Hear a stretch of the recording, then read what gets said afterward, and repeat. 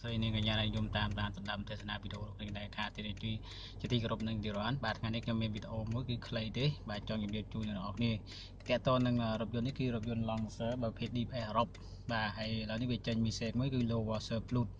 បាទអញ្ចឹងតកតនឹងlow washer fluid នេះយើងដឹងហើយ washer នេះគឺសម្រាប់ជូតខ្លួនទឹកចាំថាទឹកតកតទឹកជូតកញ្ចក់បាទវាខ្វះអស់អញ្ចឹងបាញ់លែងចេញហើយអញ្ចឹងវាល្អម្យ៉ាងដែរប្រភេទរថយន្តនេះកាលណាបាទអស់ទឹកកញ្ចក់ឬមានបញ្ហាវាមានសេកមកយើងតែម្ដងផ្ទាល់ប៉ុន្តែសំខាន់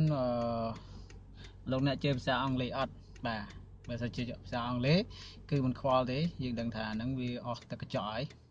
មានសេកមកអញ្ចឹង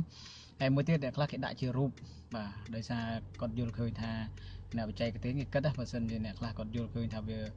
ពិបាកក្នុងការមើលដាក់អង់គ្លេសមកមិនចេះអានអញ្ចឹងដាក់រូបបាទរូបមកអូអានឹងថាទាក់តងវាអស់ទឹកកញ្ចក់វាអាចរូបសញ្ញាបាទដាក់ផ្លាកសញ្ញាឬក៏រូបហ្នឹងខ្ញុំស្គាល់ថា